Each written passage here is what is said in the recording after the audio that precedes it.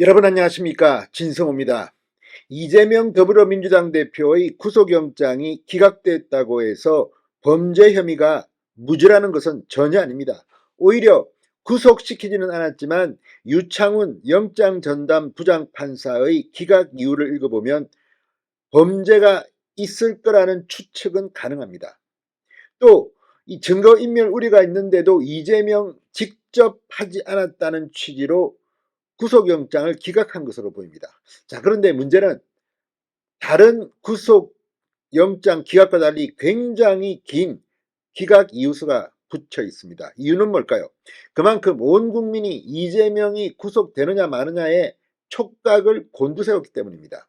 물론 당장은 민주당이 이긴 것처럼 저렇게 떠들고 있습니다. 그러나 그렇지는 않습니다.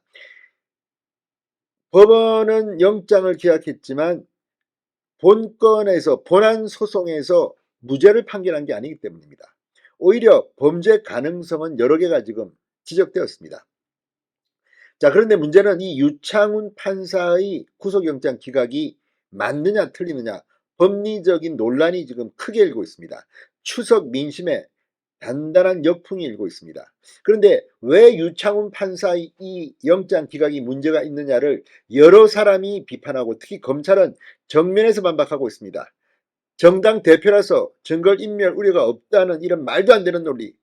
그런데 오늘 아침 조선일보의 법조 담당 여기자 양은경 기자의 칼럼이 완전히 유 판사를 묵사발로 만들었습니다.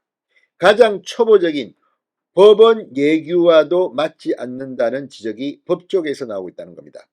그러니까 유창훈 부장판사는 서울중앙지검에서 영장 전담 부장판사 중 가장 선임으로 알고 있는데 법원 예규와도 맞지 않은 판결을 내렸느냐는 겁니다.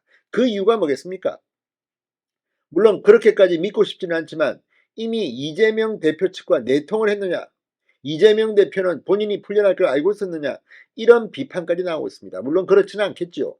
그럼에도 불구하고 유창훈 판사의 기각 이유를 보면 이거 봐주려고 작정을 한 사람 아니냐, 이런 의심이 가게 합니다. 그만큼 양은경 기자의 이 칼럼은 유창훈 판사의 결정적인 미스를 시사하고 있는 것으로 보입니다. 왜 그럴까요? 진성호의 융단 폭격 시작합니다.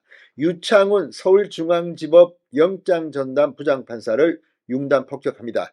방송에 앞서 아직 진성호 방송에 구독자가 아니신 분은 붉은색 구독 버튼 눌러주십시오. 더 좋은 방송으로 보답하겠습니다. 자, 이 양은경 기자의 예규와도 안 맞다는 이 분석 기사는 가장 쉽게 이 이재명 영장 기각이 왜 문제가 있는지를 알게 합니다. 자, 법원이 증거인멸의 염려가 있다고 단정하기 어렵다, 이런 이유를 대면서 이재명의 영장을 기각했습니다.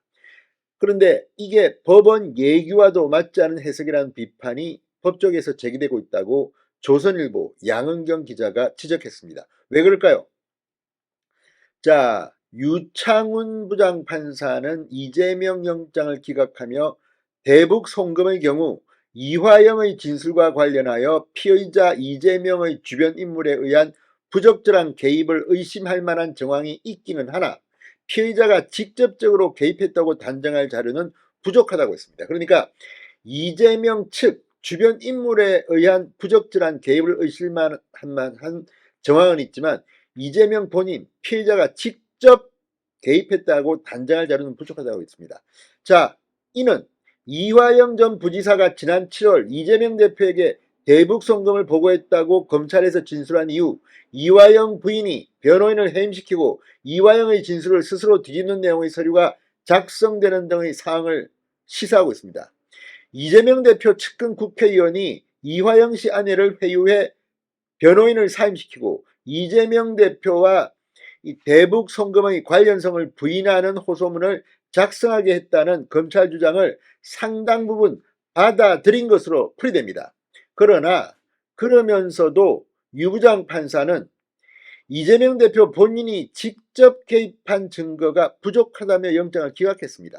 그런데 알고 보니 이는 법원이 체포 구속 등의 절차에 적용하는 인신구속 사무의 처리에 관한 예규와는 맞지 않는다는 지적입니다.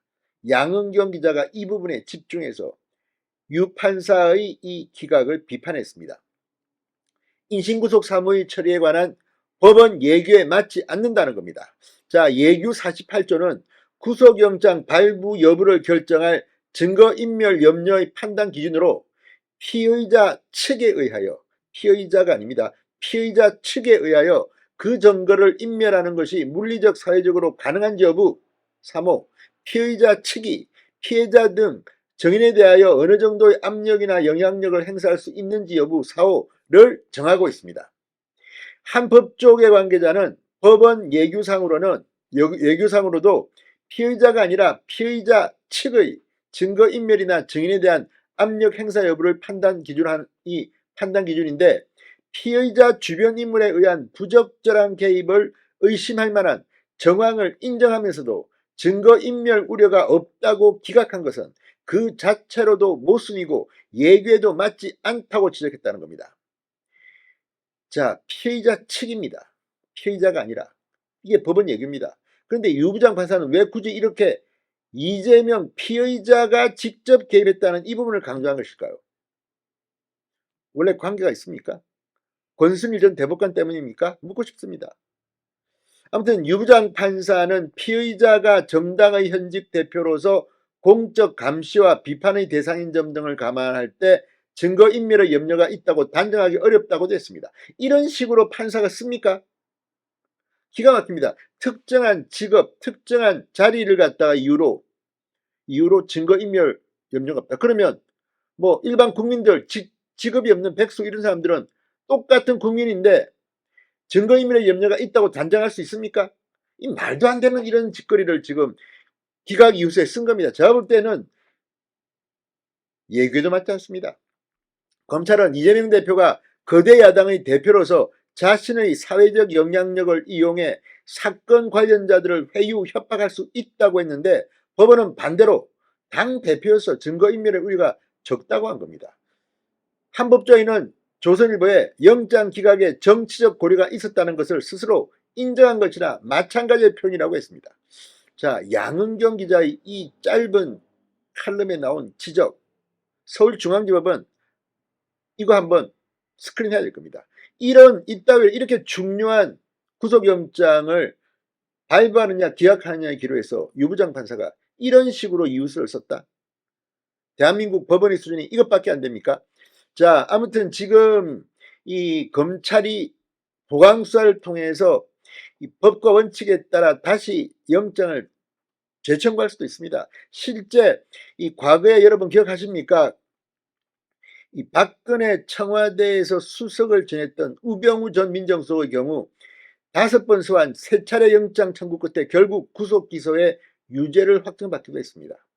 물론 국회의원 신분이기 때문에 정기국회가 끝나야 또 뭐 영장을 칠 수 있겠죠. 아무튼 양은경 기자의 이 글을 보면 유창훈 부장판사는 기자보다 낮은 수준의 법조 지식을 갖고 있는 것은 혹시 아닌지 묻고 싶습니다. 진성호의 융단 폭격이었습니다. 여러분 감사합니다.